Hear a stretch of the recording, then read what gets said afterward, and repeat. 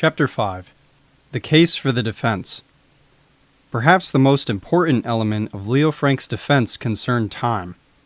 If, as Jim Conley testified, Mary Phagan had come to the pencil factory before Montine Stover, she had to arrive there before 12:05. Miss Stover testified that was the time she arrived, but the motorman and conductor of the trolley asserted that Mary Phagan had gotten off at 12:10. Either Conley or Stover was incorrect. Most witnesses, including Conley, agreed that it would have taken at best 1/2 hour for the murder and movement of the body to the cellar, the writing of the murder notes, and Conley's hiding in the wardrobe to occur. But there were only 30 minutes between 12 and 12:30. That Frank's time was not accounted for. Had Frank enough time to commit the murder and move the body? It was a question that many people, including me, asked themselves over and over again. Thinking over that anomaly, I felt weary. How difficult it was 70 years later to understand the meaning of these inconsistencies. Yet, difficult as it was, I was determined to go on to try to piece together from the newspaper's accounts, the trial transcript, and the evidence my family had gathered the real truth about my great-aunt's death. Making the resolution once again, I returned to the transcript and Leo Frank's contentions.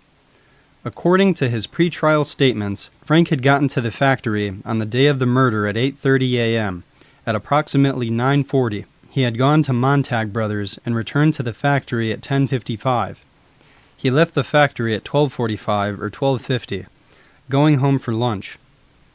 At about 3 o'clock he returned, staying at the factory until 6 o'clock. Upon going home at 6:25, he had dinner, was visited by some friends, and went to sleep at about 10:30. He learned of the murder the next morning. The defense called more than 20 witnesses to corroborate Frank's version of when the murder happened, where Frank had been, and at what time. The first two witnesses, W.H. Matthews, motorman, and W.T. Hollis, conductor of the English Avenue car, testified that Mary Phagan got on Lindsay Street at about 11:50 and was alone. The scheduled arrival time was 7:30 after 12, and the car was running on time on April 26th. On cross-examination, Hollis admitted that the English Avenue car time schedule was a hard one to maintain and that the company could suspend men for running ahead of time. Then Herbert Schiff, assistant superintendent of the pencil factory, testified to the system of business, the preparation of the financial sheet, the procedure for paying off employees, and how the pencils are made. He remembered paying off Helen Ferguson and said he was the one, not Frank, who paid off on Friday, April 25th. Helen Ferguson did not ask for Mary Phagan's pay Friday, April 25th. He also stated there was no bed, cot, lounge, or sofa anywhere in the building, and later said, "I have never seen Mr. Frank talk to Mary Phagan." On cross-examination, Schiff said that, on Monday, Mrs. White claimed she saw a Negro man. Among the witnesses to testify about Frank's action on that Saturday were Miss Mattie Hall, stenographer for Montag, the company Frank alleged he visited on Saturday morning, who testified that, "I finished my work, left around 12:02, and punched the clock."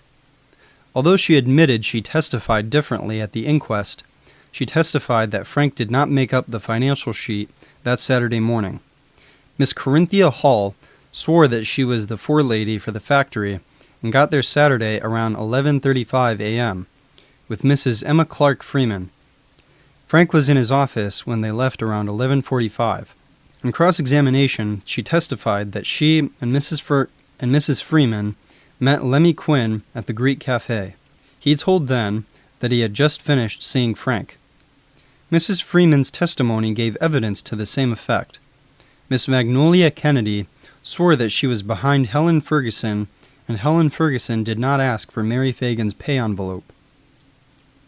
On cross-examination, she stated, "Barrett called my attention to the hair. It looked like Mary's. My machine was right next to Mary's. Mary's hair was a light brown, kind of sandy color. She did not see the blood spots on the floor, but, she said, you could plainly see the dark spots and white spot over it and 10 or 12 feet away. Wade Campbell, another employee, was the brother of Mrs. White, who told him about seeing the Negro on Saturday. I saw the spots they claim was blood. I couldn't say whether it was blood or not. On cross-examination, he said, "It is not unusual to see the spots all over the metal room floor."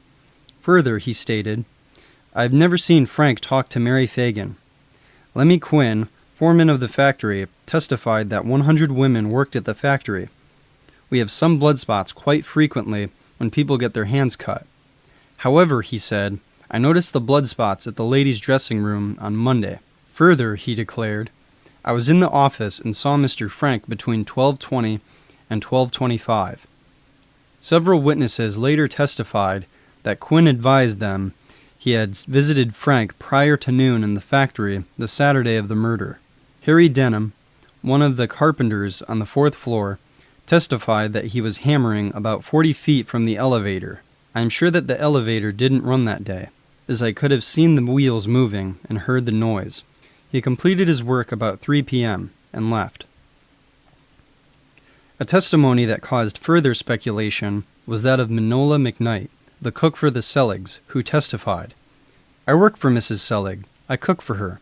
Mr. and Mrs. Frank live with Mr. and Mrs. Selig. His wife is Mrs. Selig's daughter. I cooked breakfast for the family on April 26th. Mr. Frank finished breakfast a little after 7 o'clock.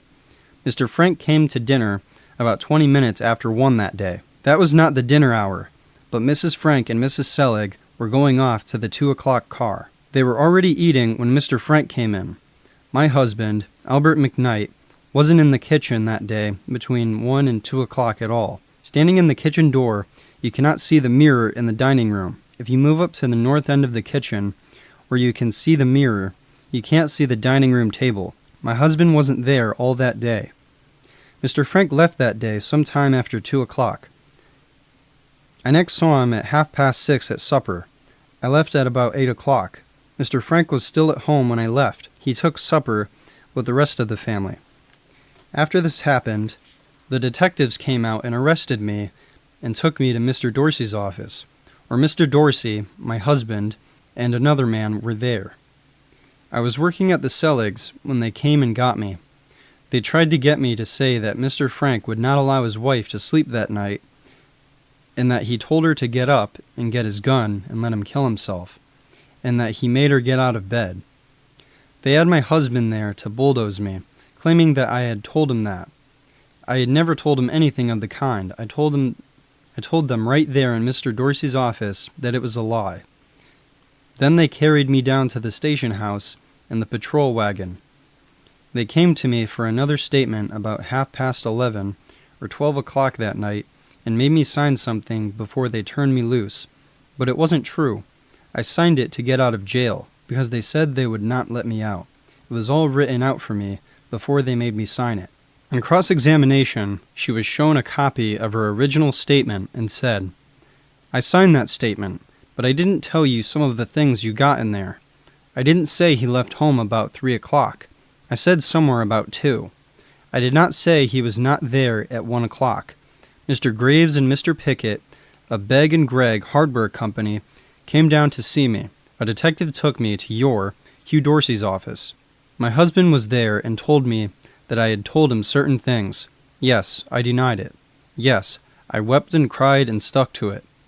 When they first brought me out of jail, they said they did not want anything else but the truth. Then they said I had to tell a lot of lies, and I told them I would not do it. That man sitting right there, pointing to Mr. Campbell, and a whole lot of men wanted me to tell lies. They wanted me to witness to what my husband was saying. My husband tried to get me to tell lies. They made me sign that statement, but it was a lie. If Mr. Frank didn't eat any dinner that day, I ain't sitting in this chair. Mrs. Selig never gave me no money. The statement that I signed is not the truth. They told me if I didn't sign it, they were going to keep me locked up. That man there, indicating, and that man made me sign it.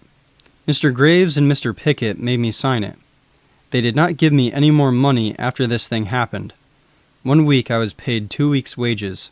Finally, when the defense re-questioned her, she declared, None of the things in that statement is true. It's all a lie. My wages never have been raised since this thing happened. They did not tell me to keep quiet. They, the Seligs, always told me to tell the truth, and it couldn't hurt. Mrs. A.P. Levy testified that she saw Frank get off the trolley car on Memorial Day between 1 and 2 o'clock. Her cross-examination stated that it was definitely 1:20 because she was looking at the clock. Mrs. M.G. Michael of Athens testified that she saw Frank at 2 o'clock that day and observed nothing unusual about him. Her husband, Jerome Michael, stated that she saw Frank between 1 and 2 o'clock and noticed absolutely nothing unusual about him. No scratches, bruises, marks, and no nervousness. Mrs. Henny Wolfsheimer swore to the same thing. She was Frank's aunt and was corroborated by Julian Loeb, a cousin to Mrs. Frank, as well as by Cohen Loeb and H.J. Hinchy. Emil Selig, Frank's father-in-law, testified to Leo Frank's natural conduct. My wife and I live with Mr. Frank and his wife. The kitchen in our house is next to the dining room. There is a small passageway between them. The sideboard in the dining room is in the same position now as it has always been. Mr. Frank took breakfast before I did on April 26th and left the house before I breakfasted. I got back home to dinner at about 1:15. My wife and Mrs. Frank were eating then. They told me in the morning to come home a little sooner, that they wanted to go to Grand Opera that afternoon and have dinner a little earlier than usual. And I came home a little earlier. Mr. Frank came in after I did, about 1:20. There was nothing unusual about him, no scratches or bruises about him. He sat down to his meal. The ladies left us while he was still eating. I don't know what Mr. Frank did after dinner. I went out to the chicken yard. Mr. Frank was still in the hail when I got back. I laid down and went to sleep. I did not see him when he left. I saw him about 6:30 that evening. Mrs. Frank and Mrs. Selig had not yet gotten back. They came in a short while. We ate supper about 7 o'clock. I noticed nothing unusual about him at supper. We finished supper about 7:25. Mr. Frank sat in the hall and read. A party of our friends came to the house and played cards after supper. Frank and his wife did not play.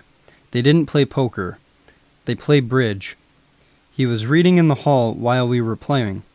He came in one time while we were playing and said he read a story about a baseball's umpire decision, and he was laughing. Frank answered the doorbell several times that evening when the guests came. He and his wife went to bed before the company left, about 10 or 10:30. He came to the door and told us good night and went upstairs. His wife went up shortly afterwards. Mrs. Rhea Frank, Frank's mother, took the stand.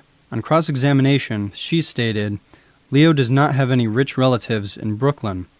Later, she said, as to what my means of support are, we have about $20,000 out at interest, my husband and I, at 6%. We own the house we live in. We have a $6,000 mortgage on it. The house is worth about $10,000. My husband is doing nothing. He is not in good health. Up to a year ago, he was a traveling salesman. These are the only relatives my son has in Brooklyn. Mr. Moses Frank, my brother-in-law, generally spends a Sunday with us in Brooklyn before he sails for Europe. He spends Sunday with us in Brooklyn and has dinner with us. He was not in Brooklyn on April 26th. He is supposed to be very wealthy. I don't know how much cash my husband has in the bank. A few $100s possibly. My husband is 67 years old. He is broken down from hard work and in very poor health. He was too unwell to come down here. C.F. Ursenbach, Frank's brother-in-law, said he had an engagement with Frank to go to the ball game on Saturday, but Frank called and canceled it. L. Strauss testified that he was at the Selig home Saturday night playing cards and that Frank sat in the hall reading. Sig Montag, the treasurer of the factory, testified to Frank's coming to him Sunday morning after the murder, and he looked all right. He went to the pencil factory that morning, and he called Mr. Haas, his personal counsel. In total, the defense produced nearly 200 witnesses, all white and principally from Atlanta, who largely corroborated Frank's version of what had happened the day of the murder and to discredit the state's witnesses. In addition, so as to offset the testimony concerning sexual lesions in the factory, as well as Frank's alleged misconduct with female employees, the defense was determined to establish Frank's good character, which of course carried with it the opportunity for the prosecution to introduce subsequent evidence as to Frank's alleged bad reputation and character. Jim Conley's reputation and past experiences, including his drinking habits, problems with the law, and history of petty theft and disorderly conduct, were heavily attacked by the defense lawyers and witnesses. The core of this focus was the question, could Jim Conley be believed? Mrs. Rebecca Carson, a forelady at the pencil factory, testified that the elevator was noisy when it ran and that Jim Conley told her on Monday he was so drunk the previous Saturday he did not know where he was or what he did. She also stated that she overheard Jim say, "Frank is as innocent as an angel," and when my mother said, "The murderer will be the Negro," Mrs. White saw it sitting on a box at the foot of the stairs. Jim dropped his broomstick and didn't finish sweeping. Mrs. E.M. Carson testified that she saw blood spots around the ladies' dressing room. 3 or 4 times later she recalled that Conley said, "Mr. Frank is as innocent as you is, and I know you is." She told Conley that whenever they find the murderer of Mary Phagan, it's going to be the nigger that was sitting near the elevator when Mrs. White went upstairs. Further, she said, "I would not believe Conley on oath." Miss Mary Perk, another forelady at the factory, testified, "I talked with Jim Conley the Monday after the murder. I accused him of the murder, and he took his broom and walked right out of the office." She swore that she wouldn't believe Jim on oath. On cross-examination, Miss Perk stated that she did not tell Frank of her suspicions and that she suspected Jim because he looked and acted so differently. "I accused Jim before I saw the blood at the ladies' dressing room. It was all smeared over with some kind of white stuff. It covered about 2 feet in area. I mentioned it to the girls before Jim was arrested. I am not sure whether it was before or after. It was after the coroner's inquest. I have seen several spots in the factory that looked like that spot many times. All kinds of spots. I have seen spots before that looked like that. I don't know exactly when. My opinion is that Mr. Frank is a perfect gentleman. I always found him to be one in my dealings with him. I have never heard any of the girls say anything about him." Another important defense witness was Daisy Hopkins. She had been named by Jim Conley as one of the girls Dalton and Frank brought to the factory for immoral purposes. "I am a married woman. I worked in the factory from October 1911 to June 1st, 1912. I worked in the packing department on the 2nd floor. Mr. Frank never spoke to me when he would pass. I never did speak to him. I've never been in his office, drinking beer, Coca-Cola, or anything else. I know Dalton when I see him. I never visited the factory with him. I never have been with him until I went to his to see Mrs. Taylor, who lived with him then. That was the only place I have ever seen him. I never have been to the factory on Saturday or any other day. I never introduced him to Mr. Frank. There isn't a word of truth in that. I have never gone down in the basement with this fellow, Dalton. I don't even know where the basement is at all. I have never been anywhere in the factory, except at my work." It was brought out under cross-examination by Dorsey that Mrs. Hopkins had been arrested but not tried for fornication. She said, "I have never been in jail. Mr. W. Smith got me out of jail. Somebody told a tale on me. That's why I was put in jail. I don't know what they charged me with. They accused me of fornication." On redirect examination, she stated, "I never was tired. I never had to pay anything except my lawyer's fee, which I paid to Mr. William Smith. I never was taken to court." Miss Doris Small testified that she worked at the factory and saw Jim Conley on the 4th floor Tuesday. "I did not see Frank talk to Conley," she said. Later she said, "Jim worried me with money so he could buy a newspaper, and every time he heard a newsboy yell 'extra,' Jim would go to me and beg to see the paper before I finished reading." She continued by stating that Conley's reputation for truth and veracity was bad. Miss Julia Fuss said, after being sworn in, "I work on the 4th floor of the factory, and I talked to him, Conley, Wednesday morning after the murder. He told me he believed Mr. Frank was just as innocent as the angels from heaven. Further, she said, Jim was never known to tell the truth. On cross-examination, she testified that Frank came up the stairs Tuesday where Conley was, but she did not see them talking. In all, 49 women employees at the pencil factory testified that Leo Frank's general reputation and his reputation for moral rectitude was good. No one realized when Alonzo Mann, Frank's office boy, testified that it would be his revelations 69 years later which brought the Leo Frank Mary Phagan murder case once again into national prominence. I am office boy at the National Pencil Company. I begin working there April 1st, 1913. I sit sometimes in the outer office and stand around in the outer hall. I left the factory at 11:30 on April 26th. When I left there, Miss Hall, the stenographer from Montag's, was in the office with Mr. Frank. Mr. Frank told me to phone Mr. Schiff and tell him to come down. I telephoned him, but the girl answered the phone and said he hadn't got up yet. I telephoned once. I worked there 2 Saturday afternoons of the weeks previous to the murder and stayed there until 3:30 or 4. Frank was always working during that time. I never saw him bring any women into the factory and drink with them. I have never seen Dalton there. On April 26th, I saw Holloway, Irby, McCrary, and Darley at the factory. I didn't see Quinn. I don't remember seeing Corinthia Hall, Mrs. Freeman, Mrs. White, Graham, Tylander, or Wade Campbell. I left there 11:30. Despite Jim Conley's allegations that Leo Frank had said, I ain't built like other men, several physicians who examined Frank during his incarceration testified that he was anatomically normal.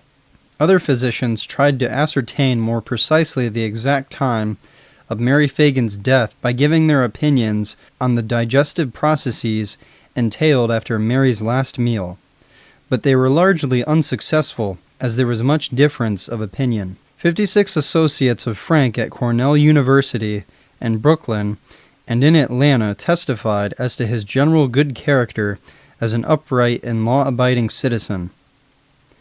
George Law in 1913 stipulated that no defendant could be sworn to testify for himself. Judge Roan read Frank the law. In criminal procedure, the prisoner will have the right to make to the court and make jury such statement in the case as he shall deem proper in his defense. It shall be not under oath, and shall have such force as the jury shall think right to give it. They may believe it in preference to sworn testimony. The prisoner shall not be compelled to answer any questions on cross-examination. He should feel free to decline to answer. Now you can make such statements as you see fit. Concluding the defense's case, Frank submitted a lengthy statement on the stand, and he refused to be cross-examined. He spoke for 4 hours. Gentlemen of the jury, in the year 1884, on the 17th day of April, I was born in Paris, Texas. At the age of 3 months, my parents took me to Brooklyn, New York, and I remained in my home until I came south to Atlanta to make my home here. I attended the public schools of Brooklyn and prepared for college at Pratt Institute, Brooklyn, New York. In the fall of 1902, I entered Cornell University, where I took the course in mechanical engineering and graduated after 4 years in June 1906. I then accepted a position as a draftsman with the B.F. Sturtevant Company of Hyde Park, Massachusetts. After remaining with this firm for about 6 months, I returned once more to my home in Brooklyn, where I accepted a position as testing engineer and draftsman with the National Meter Company of Brooklyn, New York. I remained in this position until about the middle of October 1907, when, at the invitation of some citizens of Atlanta, I came south to confer with them in reference to the starting and operation of a pencil factory, to be located in Atlanta. After remaining here for about 2 weeks, I returned once more to New York, where I engaged passage and went to Europe. I remained in Europe 9 months. During my sojourn abroad, I studied the pencil business and looked after the erection and testing of the machinery which had been previously contracted for. The first part of August, 1908, I returned once more to America, and immediately came south to Atlanta, which has remained my home ever since. I married in Atlanta, an Atlanta girl, Miss Lucille Selig. The major portion of my married life has been spent at the home of my parents-in-law, Mr. and Mrs. E. Selig, at 68 East Georgia Avenue. My married life has been exceptionally happy. Indeed, it has been the happiest days of my life. On my arrival at the factory, I found Mr. Holloway, the day watchman, at his usual place, and I greeted him in my unusual way. I found Alonzo Mann, the office boy, in the outer office. I took off my coat and hat, and opened my desk and opened the safe, and assorted the various books and files and wire trays containing the various papers that were placed there the evening before, and distributed them in their proper places about the office.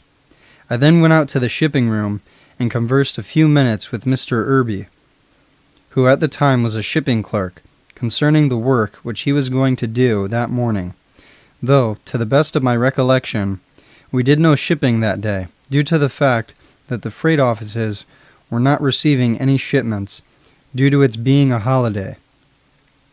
I returned to my office and looked through the papers, and assorted out those which I was going to take over my usual trip to the general manager's office that morning. Of all the mathematical work in the office of the pencil factory, this very operation, this very piece of work that I have now before me, is the most important. It is the invoices covering shipments that are sent to customers, and it is very important that the prices be correct, that the amount of goods shipped agrees with the amount which is on the invoice, and that the terms are correct, and that the address is correct, and that also, in some cases, I don't know whether there is one like that here, there are freight deductions, all of which have to be very carefully checked over and looked into, because I know of nothing else that exasperates a customer more than to receive invoices that are incorrect. Moreover, on this morning, this operation of this work took me longer than it usually takes an ordinary person to complete the checking of the invoices, because usually one calls out and the other checks. But I did this work all by myself that morning, and as I went over these invoices, I noticed that Miss Eubanks, the day before, had evidently sacrificed accuracy to speed, and every one of them was strong, so I had to go alone over the whole invoice, and I had to make the corrections as I went along, figure them out, extend them, make deductions for freight, if there were any to be made, and then get the total shipments, because when these shipments were made on April 24th, which was Thursday, this was the last day of our fiscal week. It was on this that I made that financial sheet, which I make out every Saturday afternoon, as has been my custom. It is on this figure of total shipments I make that out. So necessarily, it would be the total shipments for the week that had to be figured out. And I had to figure every invoice and arrange it in its entirety so I could get a figure that I would be able to use. I started on this work, as I said, and had gone into it in some detail to show you the carefulness with which the work must be carried out. I was at work on this one at about 9 o'clock. As near as I remember, Mr. Darley and Mr. Wade Campbell, the inspector of the factory, came into the outer office, and I stopped what work I was doing that day on this work and went to the outer office and chatted with Mr. Darley and Mr. Campbell for 10 or 15 minutes and conversed with them and joked with them. And while I was talking to them, I should figure about 9:15, a quarter after 9, Miss Mattie Smith came in and asked me for her pay envelope and for that of her sister-in-law, and I went to the safe and unlocked it and got out the package of envelopes that Mr. Schiff had given me the evening before, and gave her the required 2 envelopes, and placed the remaining envelopes that I got out that were left over from the day previous in my cash box, where I could have them handy in case others might come in, and I wanted to have them near at hand without having to jump up and go to the safe every time in order to get them. I keep my cash box in the lower drawer on the left-hand side of my desk. After Miss Smith had gone away with the envelopes, a few minutes, Mr. Darley came back with the envelopes, and pointed out to me an error in one of them. Either the sister-in-law of Miss Mattie Smith, she had gotten too much money, and when I had deducted the amount that was too much, that amount balanced the payroll, the error in the payroll that I had noticed the night before, and left about 5 or 10 cents over. Those things usually right themselves anyhow. I continued to work on those invoices when I was interrupted by Mr. Lyons, superintendent of Montag Brothers. Coming in, he brought me a pencil display box that we call the Panama assortment box, and he left it with me. He seemed to be in a hurry, and I told him if he would wait for a minute, I would go over to Montag Brothers with him. As I was going over there, and he stepped out to the outer office, and as soon as I come to a convenient stopping place in the work, I put the papers I had made out to take with me in a folder, and put on my hat and coat, and went to the outer office, when I found that Mr. Lyons had already left.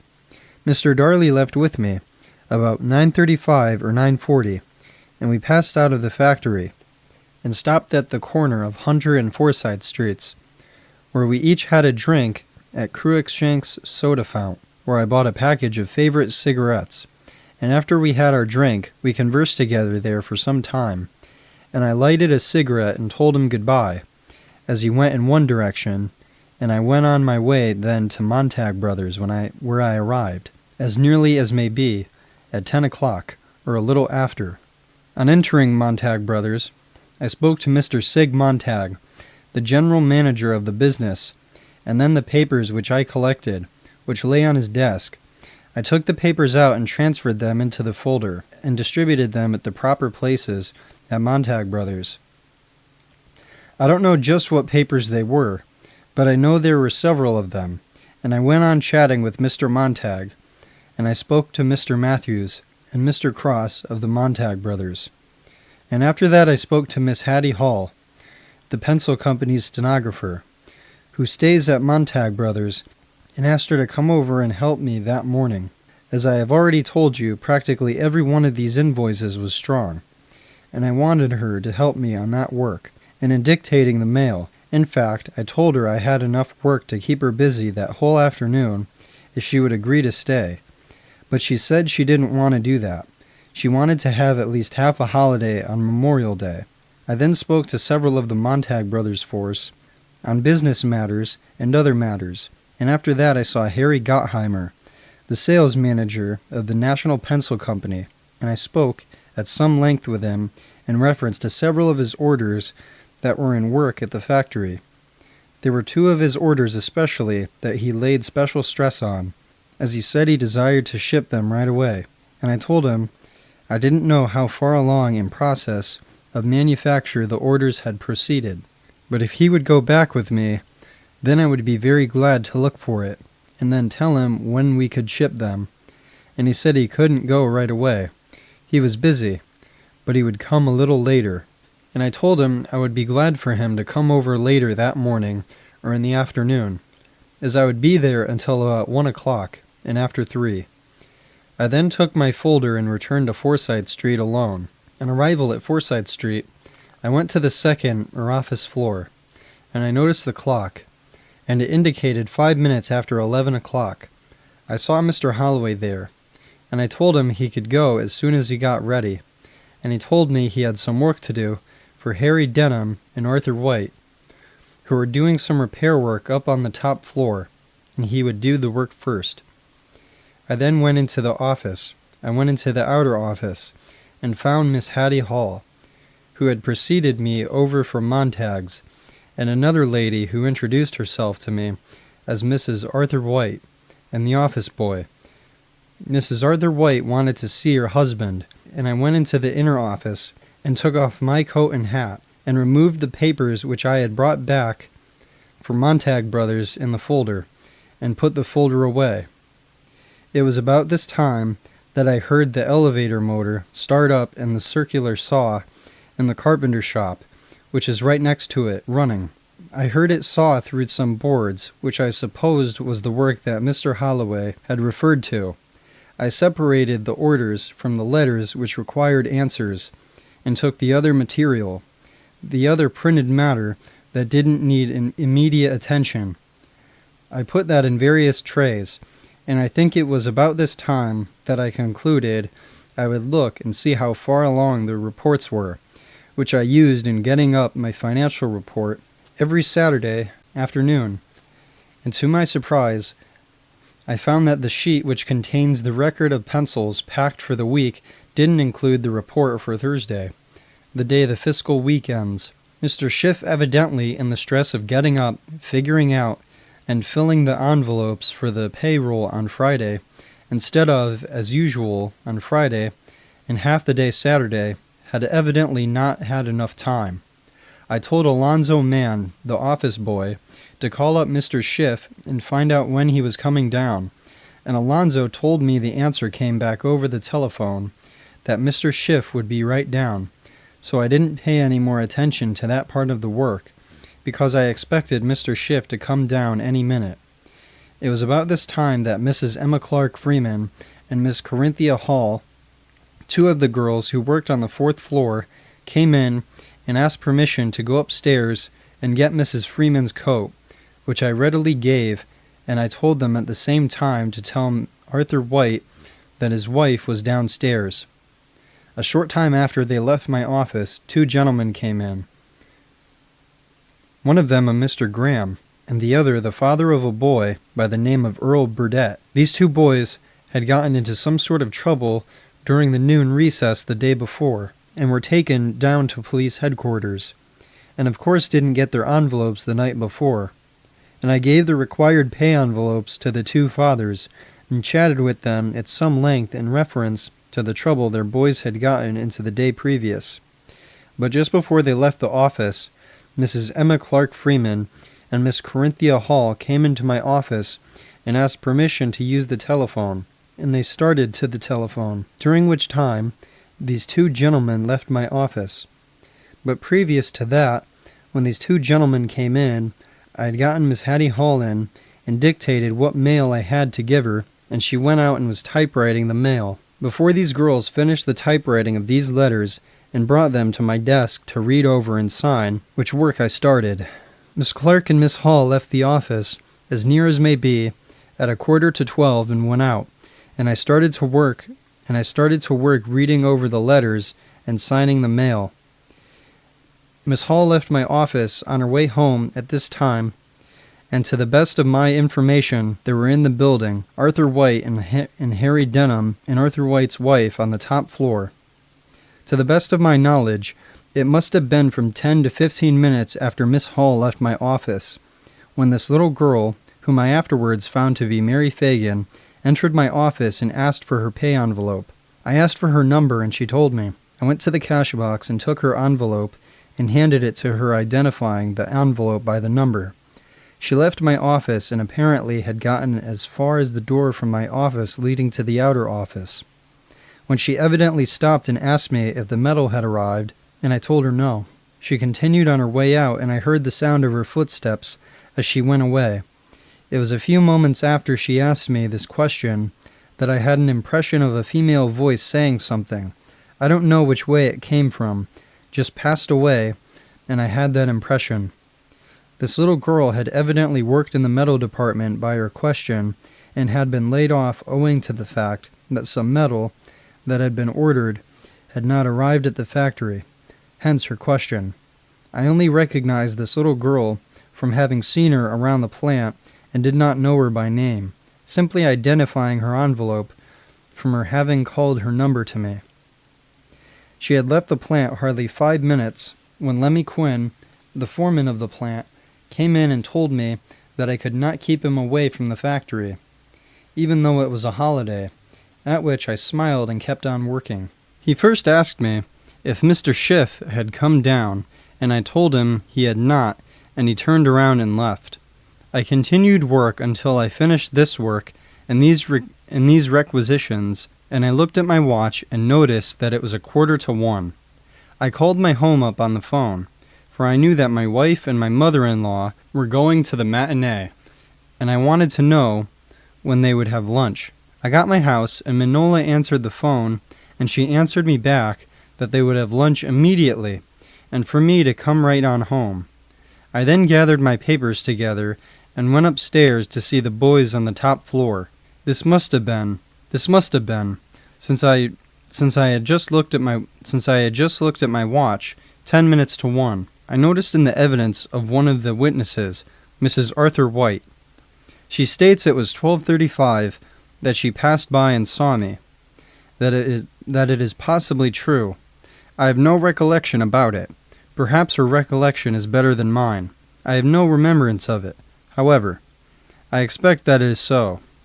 When I arrived upstairs, I saw Arthur White and Harry Denham, who had been working up there, and Mr. White's wife.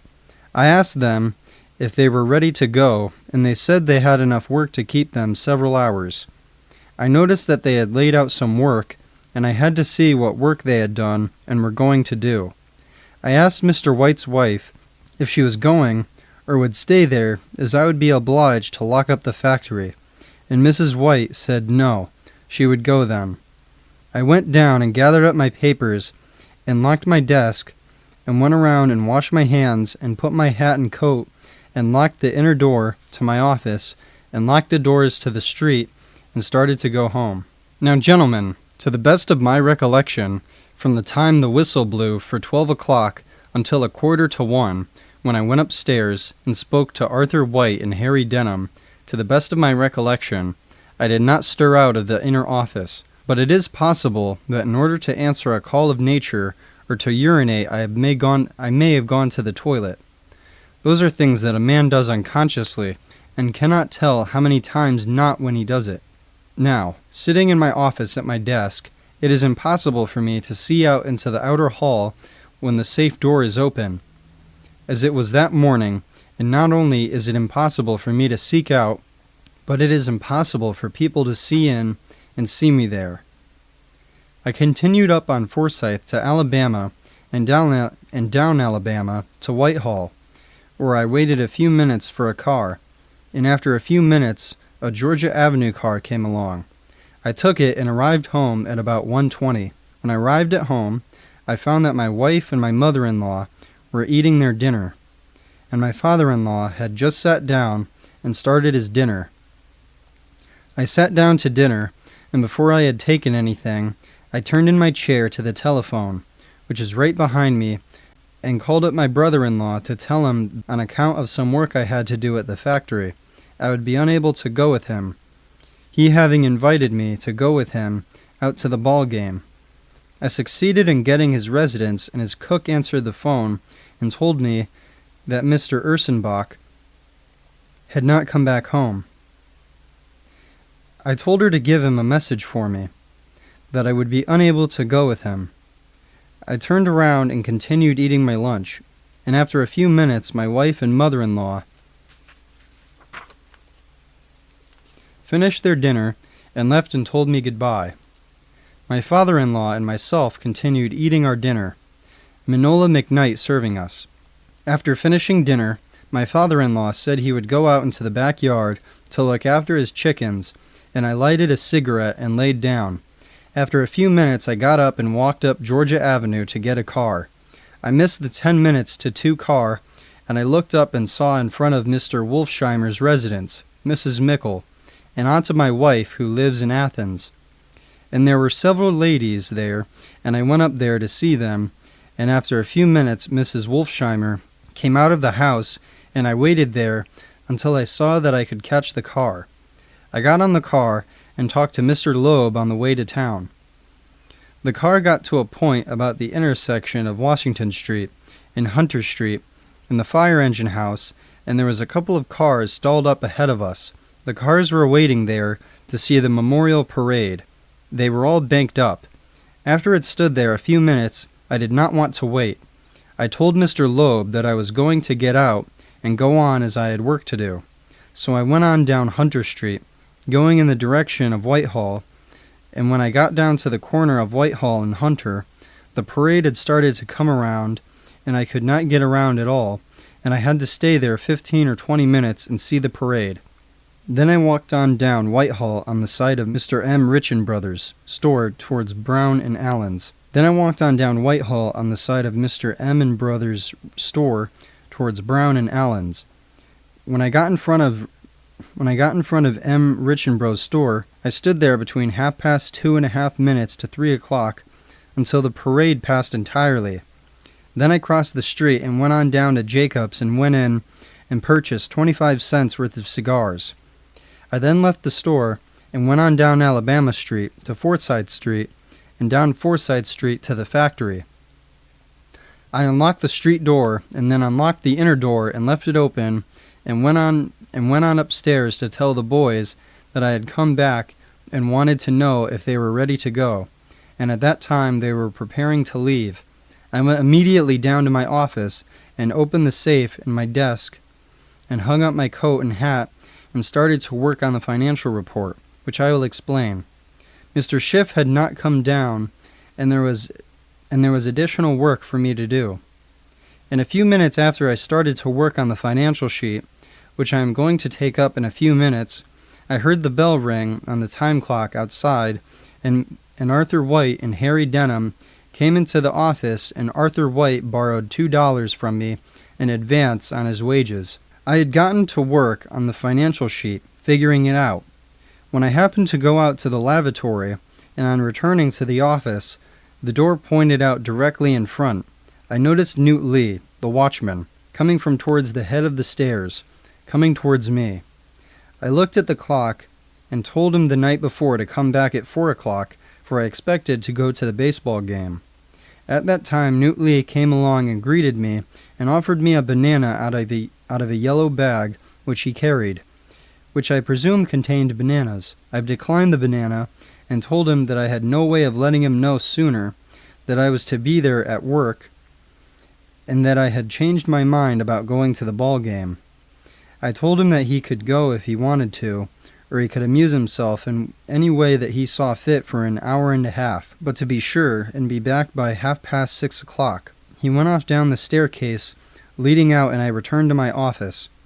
Now, in reference to Newt Lee, the watchman, the first night he came there to watch, I personally took him around the plant, first, second, and third floors, and into the basement, and told him that he would be required, that it was his duty, to go over that entire building every half hour, not only to completely tour the upper 4 floors, but to go down to the basement, and I specially stressed the point that dustbin along here was one of the most dangerous places for a fire, and I wanted him to be sure and go back there every half hour, and to be careful how he held his lantern. I told him it was a part of his duty to look after and lock that back door, and he fully understood it, and I showed him the cutoff for the electric current and told him in case of fire that ought to be pulled so no fireman coming in would be electrocuted. I explained everything to him in detail and told him he was to make that tour every half hour and stamp it on the time card, and that included the basement of the building. Now, on one of these slips, Newt Lee would register his punches Saturday night, and on Sunday night he would register his punches on the other. His punches on Monday night would be registered on 2 new slips that would be put into the clock on Monday night. As I was putting these time slips into the clock, as mentioned, I saw Newt Lee coming up the stairs and looking at the clock. It was as near as maybe 6 o'clock, looking straight at the clock. I finished putting the slip in and went back to wash up. And as I was watching, I heard Newt Lee ring the bell on the clock when he registered his first punch for the night, and he went downstairs to the front door to await my departure.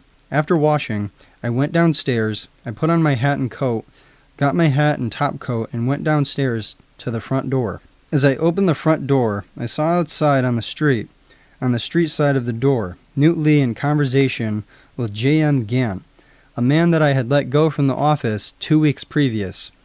They seemed to be in discussion, and Newt Lee told me that Mr. Gant wanted to go back up into the factory, and he had refused his admission because his instructions were for no one to go back into the factory after he went out, unless he got contrary instructions from Darley or myself. I spoke to Mr. Gant and asked him what he wanted. He said he had a couple of pairs of shoes, black pair and tan pair, in the shipping room. I told Newt Lee it would be all right to pass Gant in, and Gant went in. Newt Lee closed the door, locking it after him. I heard the bolt turn in the door.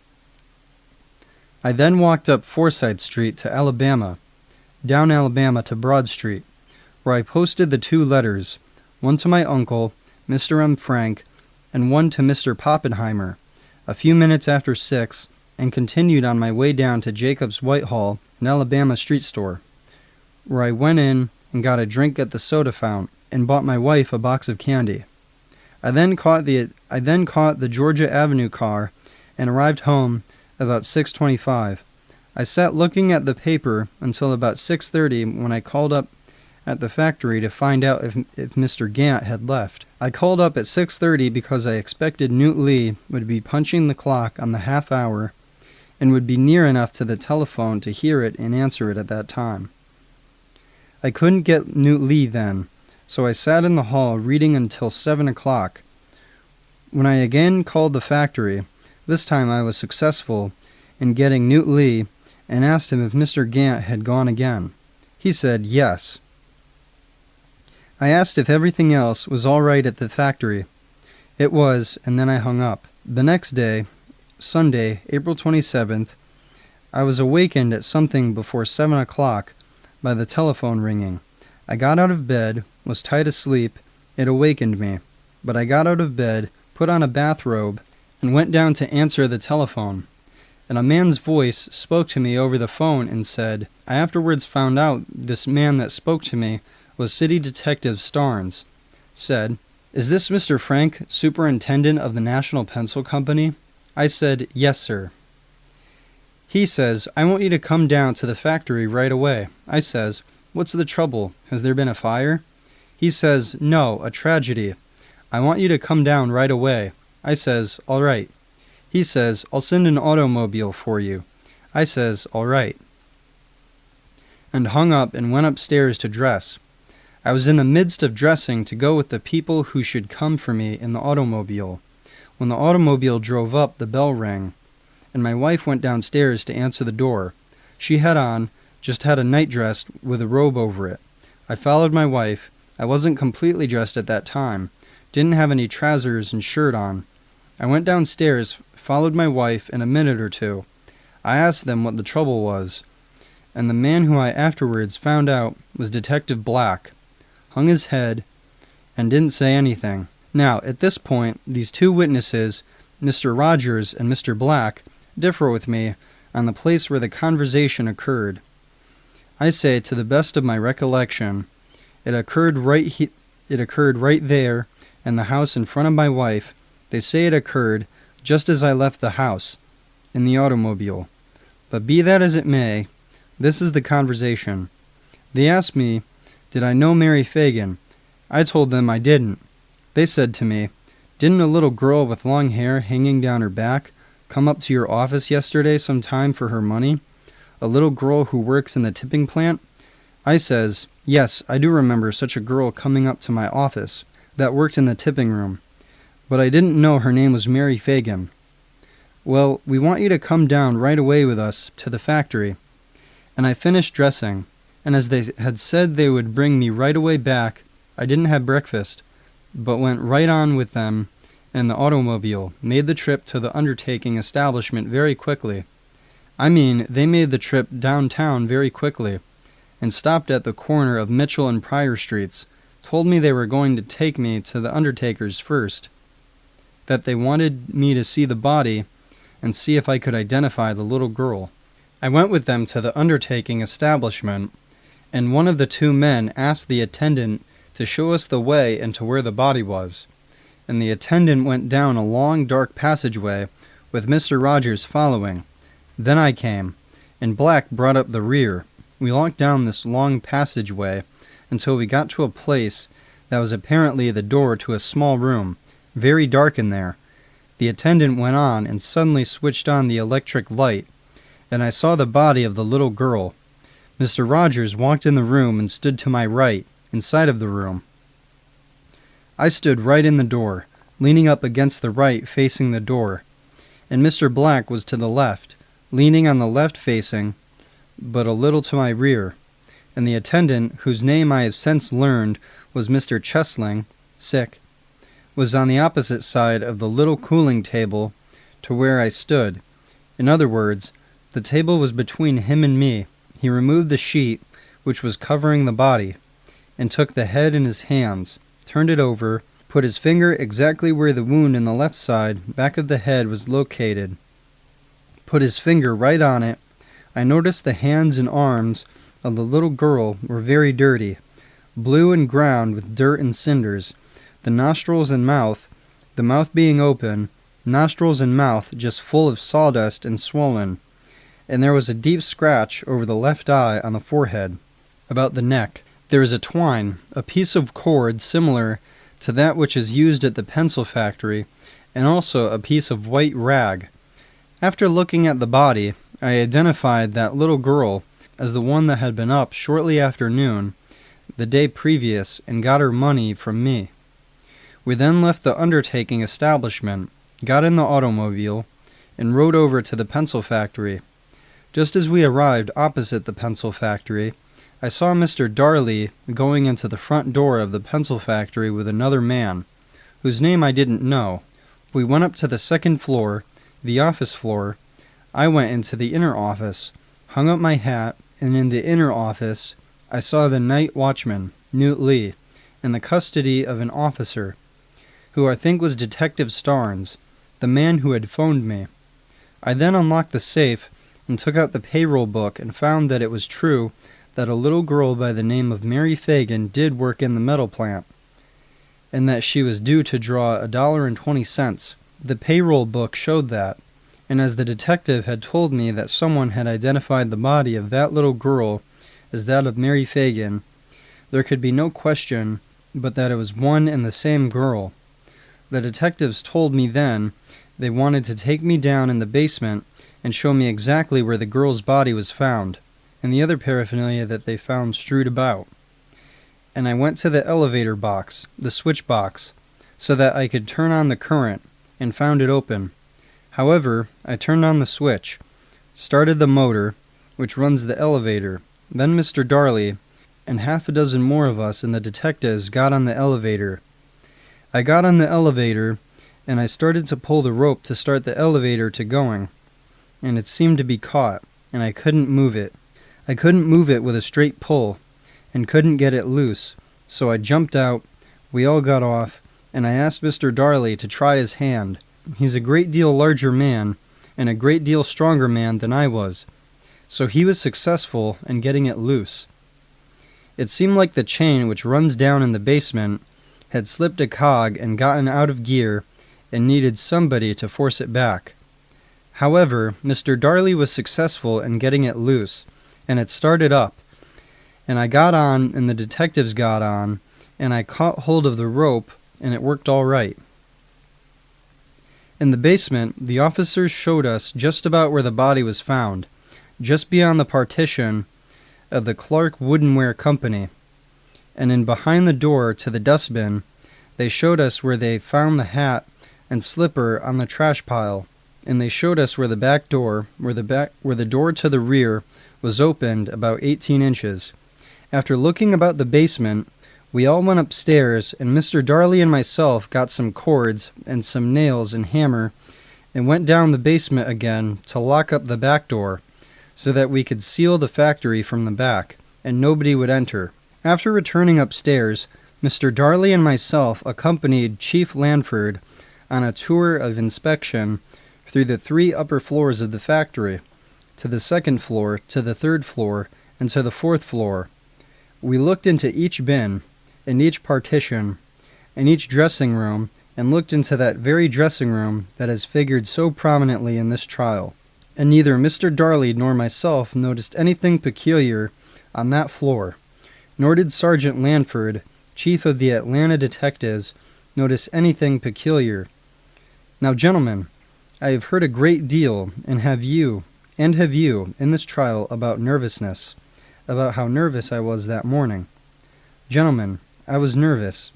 I was completely unstrung. I will admit it. Imagine, awakened out of my sound sleep and a morning run down in the cool of the morning in an automobile driven at top speed without any food or breakfast, rushing into a dark passageway, coming into a darkened room, and then suddenly an electric light flashed on, and to see that sight which was presented by that poor little child. Why, it was a sight that was enough to drive a man to distraction. That was a sight that would have made a stone melt. And then it is suspicious because a man who is ordinary flesh and blood should show signs of nervousness. Just imagine that little girl, in the first blush of young womanhood, had had her life so cruelly snuffed out. Might a man not be nervous who looked at such a sight? Of course I was nervous. Any man would be nervous if he was a man. We went with the officers in the automobile. Mr. Rogers was at the driving wheel, and Mr. Darley sat next to him. I sat on Mr. Darley's lap, and in the back was Newt Lee and 2 officers. We rode to headquarters very quickly, and on arrival there, Mr. Darley and I went up to Chief Lanford's office, where I sat and talked and answered every one of their questions freely and frankly, and discussed the matter in general with them, trying to aid and to help them in any way that I could. It seemed that morning the notes were not readily accessible, or for some other reason I didn't get to see them. So I told them on leaving there that I would come back that afternoon, which I ultimately did. After staying there a few minutes, Mr. Darley and myself left, and then as much as Mr. Darley hadn't seen the body of the little girl, we went over to Bloomfield's on Pryor Street and Mitchell. And when we went into the establishment, they told us somebody was busy with the body at that time, and we couldn't see it, and we started to leave. When we met a certain person with whom we made arrangements to watch the building, because Newt Lee was in custody at that time. I was working along in the regular routine of my work, in the factory and about the office, and a little later Detectives Scott and Black came up to the factory and said, "Mr. Frank, we want you to go down to headquarters with us." And I went with them. We went down to headquarters, and I have been incarcerated ever since. We went down to headquarters in an automobile, and they took me up to Chief Lanford's office. I sat up there and answered any questions that he desired, and I had been sitting there some time when Detective Scott and Detective Black came back with a bundle under their arm. They showed me a little piece of material of some shirt, and asked me if I had a shirt of that material. I looked at it and told them I didn't think I ever had a shirt of that description. In the meantime, they brought in Newt Lee, the night watchman, brought him up from a cell, and showed him the same sample. He looked at it and immediately recognized it.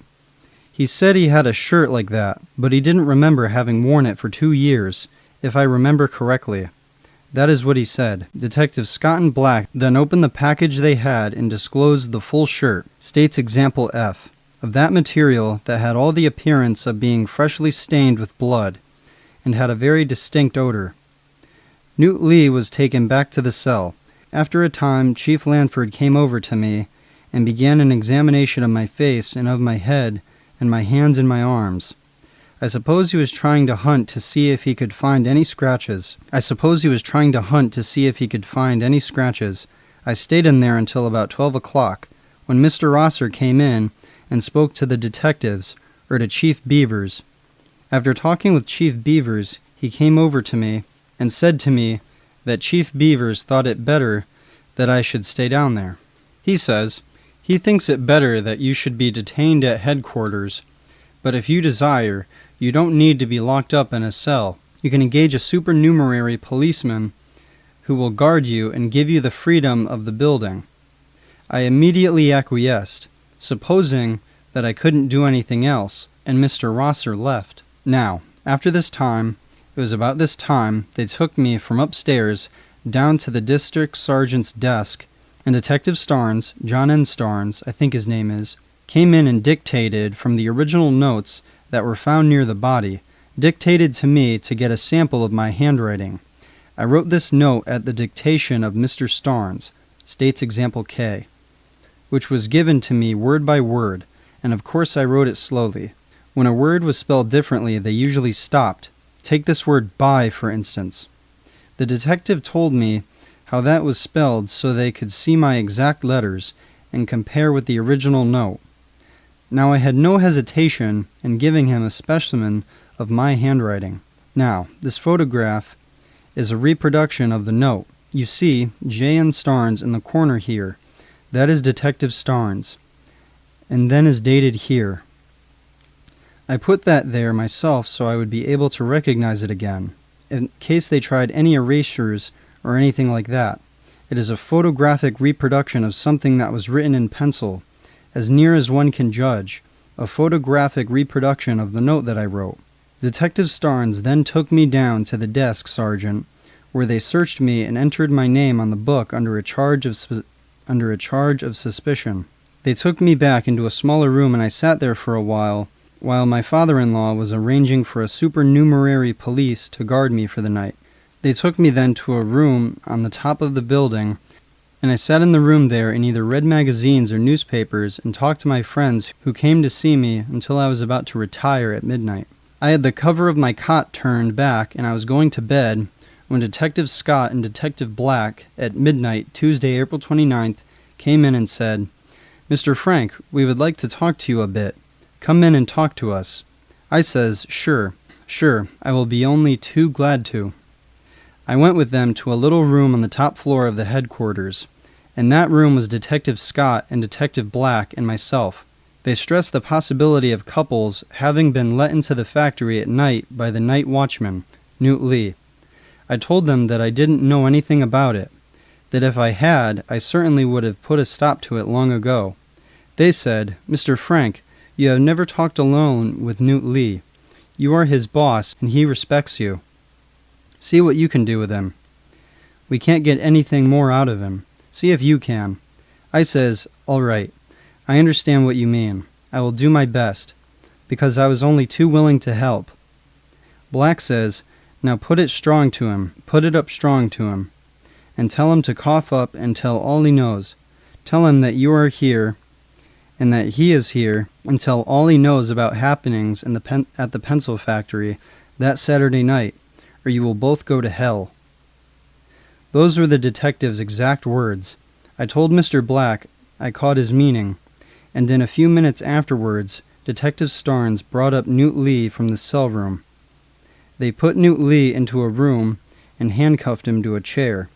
I spoke to him at some length in there, but I couldn't get anything additional out of him.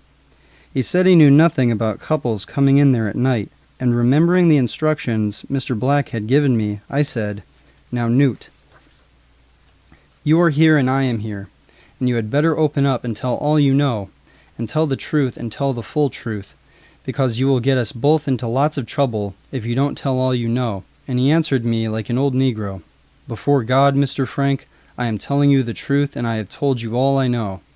And the conversation ended right there. Within a minute or two afterwards, the detectives came back into the room. That is, Detective Scott and Detective Black, and then began questioning Newt Lee.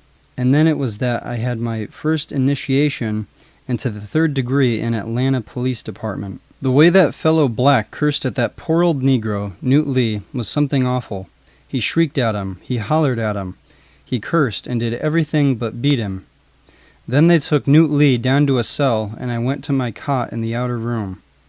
Gentlemen, I know nothing whatever of the death of little Mary Phagan. I had no part in causing her death, nor do I know how she came to her death after she took her money and left my office. I never even saw Conley in the factory or anywhere else on that date, April 26th, 1913. The statement of the witness Dalton is utterly false as far as coming into my office and being introduced to me by the woman Daisy Hopkins is concerned. If Dalton was ever in the factory building with any woman, I didn't know it. I never saw Dalton in my life to know him until this crime. The statement of the Negro Conley is a tissue of lies from first to last. I know nothing whatever of the cause of the death of Mary Phagan, and Conley's statements as to his coming up and helping me dispose of the body, or that I had anything to do with her, or to do with him that day, is a monstrous lie. The story as to women coming into the factory with me for immoral purposes is a base lie, and the few occasions that he claims to have seen me in indecent positions with women is a lie so vile that I have no language with which to fitly denounce it. I have no rich relatives in Brooklyn, New York. My father is an invalid. My father and mother together are people of very limited means, who have barely enough upon which to live. My father is not able to work. I have no relative who has any means at all, except Mr. M. Frank, who lives in Atlanta, Georgia. Nobody has raised a fund to pay the fees of my attorneys. These fees have been paid by the sacrifice and part of the small property which my parents possess. Gentlemen, some newspaper men have called me the silent man in the tower, and I kept my silence and my counsel advisedly, until the proper time and place. The time is now, the place is here, and I have told you the truth, the whole truth. On rebuttal, the state called more than 70 witnesses. A friend of Manola McKnight's husband and the maid's attorney, George Gordon, testified that Manola said she made a complete and true statement to the police of everything she knew. Her damaging affidavit referred to Frank's drinking on the night of the murder, sleeping restlessly, and threatening to kill himself with a pistol. 2 witnesses, O. Tylander and E.K. Graham, who had come to the factory to obtain their son's money, testified they saw a Negro about the size as Conley at the stairs on the first floor, but swore they could not positively identify him. 14 witnesses testified that Dalton's reputation for truth was good, in a prosecution attempt to rebut Daisy Hopkins' assertion that she did not know Frank and had never been to the factory with Dalton. 8 witnesses testified that the woman's reputation for truth and veracity was bad. 3 witnesses testified that they had seen Frank talk to Mary Phagan frequently and call her by her first name. Others testified to seeing him touch her and attempt to intercept her for conversation. Testimony was introduced that her machine was just a few feet from the men's second-floor restroom on the same floor as Frank's office. At the climax of the prosecution's rebuttal, 20 women, former employees of the pencil company, testified that Frank's reputation for lascivious conduct was bad. None were cross-examined, so their testimony went unchallenged. Since they were not cross-examined, Dorsey was unable to examine them as to the details on which they based their conclusions as to Frank's bad character. 3 residents of homes for unwed mothers, formerly employees of the factory, had been called by the state to testify as to Frank's bad character, but Judge Roan did not permit the jury to hear their testimony. An example of the testimony by Nellie Wood. Do you know Mr. Frank? I worked for him 2 days. Did you observe his conduct toward the girls? His conduct didn't suit me very much. You say he put his hands on you. Is that all he ever did? Well, he asked me. One evening, I went into his office, and he got too familiar and close. Did he put his hands on you? Well, I did not let him complete what he started. I resisted him. Did he put his hands on your breast? No, but he tried to. Well, did he make any attempts on your lower limbs? Yes, sir. And on your dress? Yes, sir. Defense Attorney Arnold argued to the jury, we are not trying this case on whether you or I or Frank have been perfect in the past. This is a case of murder. Let him who is without sin cast the first stone. But this evidence provided the motive for the crime. In their closing arguments, Frank's counsel asserted that Frank could not have committed the murder, moved the body, and dealt with Jim Conley as the sweeper alleged in the 30 to 45 minutes Frank was unable to account for. For 3.5 hours, defense attorney Luther Rosser pleaded for Frank's life. Gentlemen, take a look at this spectacle, if you can. Here is a Jewish boy from the north. He is unacquainted with the South. He came here alone and without friends, and he stood alone. This murder happened in his place of business. He told the Pinkertons to find the man, trusting to them entirely, no matter where or what they found might strike. He is defenseless and helpless. He knows his innocence and is willing to find the murderer. They try to place the murder on him. God, all merciful and powerful, look upon a scene like this. The thing that arises in this case to fatigue my imagination is that men born of such parents should believe the statement of Conley against the statement of Frank. Who is Conley? Who was Conley as he used to be, and as you have seen him? He was a dirty, filthy, black, drunken, lying nigger. Who was it that made this dirty nigger come up here looking so slick? Why didn't they let you see him as he was? They shaved him, washed him, and dressed him up. Gentlemen of the jury, the charge of moral perversion against a man is a terrible thing for him. But it is even more so when that man has a wife and mother to be affected by it. Dalton, even Dalton, did not say this against Frank. It was just Conley. Gentlemen, I want only the straight truth here, and I have yet to believe that the truth has to be watched and cultivated by these detectives and by 7 visits of the Solicitor General. I don't believe any man, no matter what his race, ought to be tried under testimony. If I was raising sheep and feared for my lambs, I might hand a yellow dog on it. I might do it in the daytime, but when things got quiet at night and I got to thinking, I'd be ashamed of myself. You have been overly kind to me, gentlemen. True, you have been up against a situation like that old Saul Russell used to describe when he would say, "Well, I've lectured off and on for 40 years, and the benches always struck out. But they was screwed to the floor. You gentlemen have been practically in that fix, but I feel, nevertheless, that you have been peculiarly kind, and I thank you." Reuben Arnold then addressed the jurors. If Frank hadn't been a Jew, there never would have been any prosecution against him, he said, and called the case against Frank the greatest frame-up in the history of the state.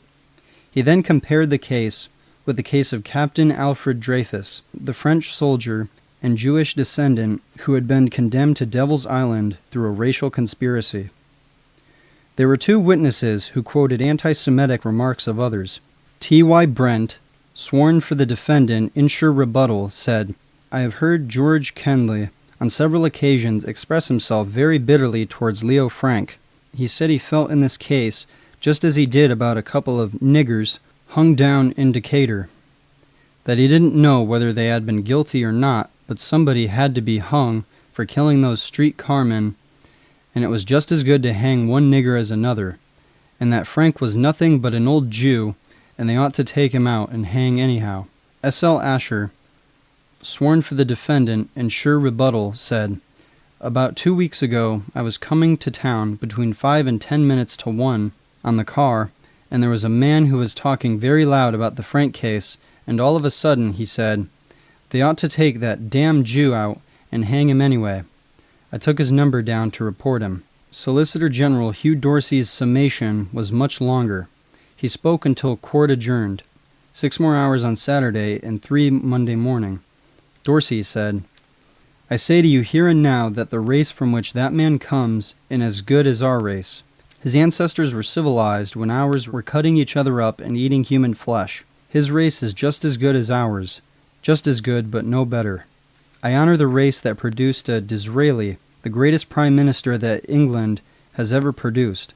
I honor the race that has produced Judah P. Benjamin, as great a lawyer as ever lived in America or England, because he lived in both places. I honor the Strauss brothers, Oscar, the diplomat, and the man who went down with his wife by his side on the Titanic. I roomed with one of his race at college. One of his race is my law partner. I served with old man Joe Hirsch on the board of trustees of the Grady Hospital.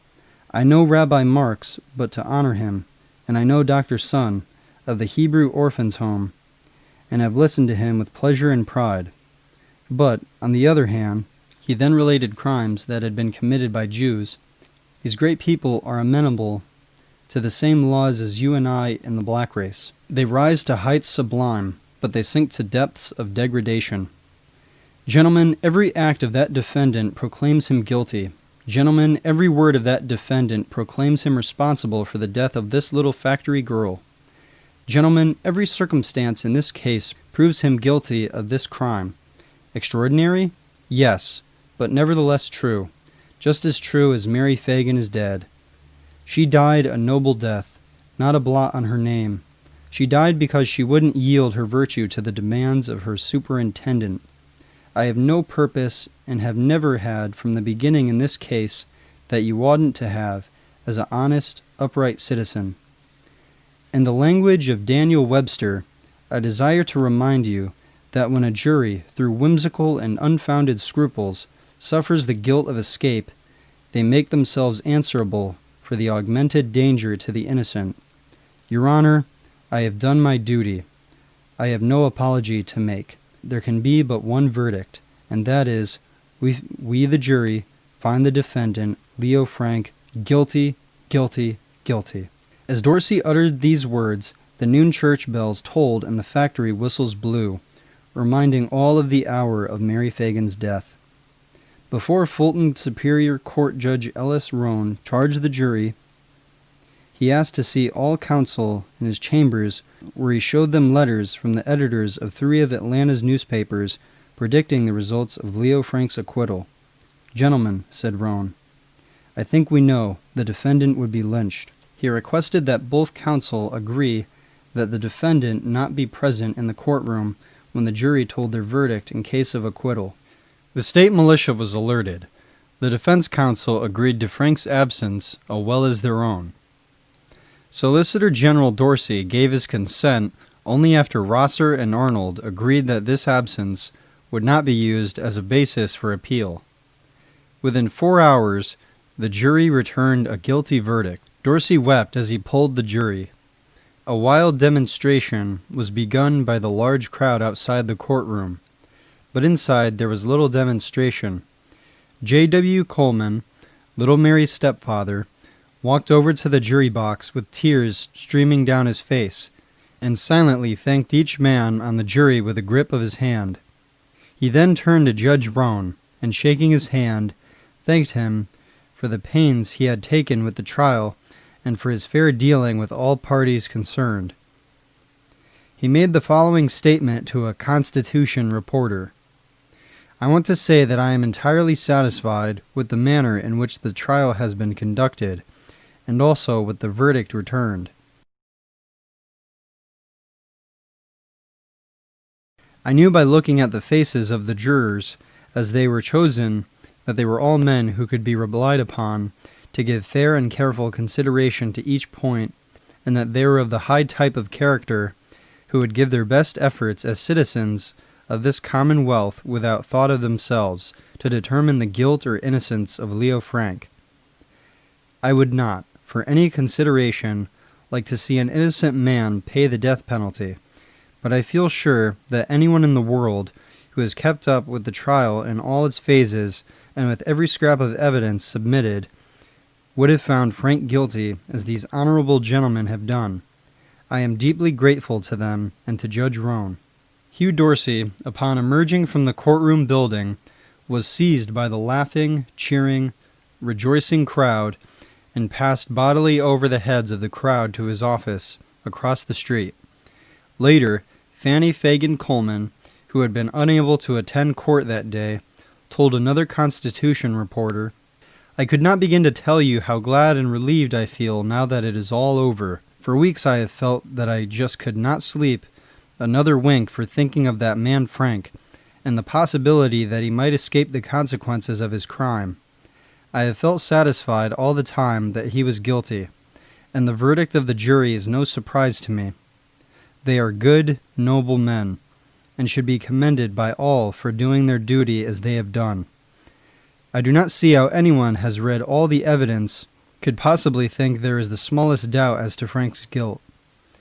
I have not been well for the last week, and my mother also has been sick. So you see, I could not attend all the sessions of the court, but I have gone as often as possible, and I have read every line regarding the progress of the trial published in the papers.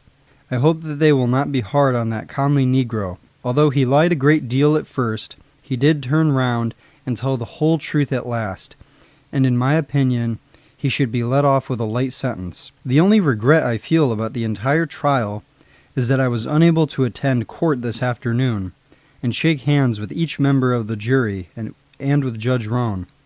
I will take the first opportunity of seeing every one of them and thanking them for the patient, careful consideration they have shown to everything connected with the trial anyway."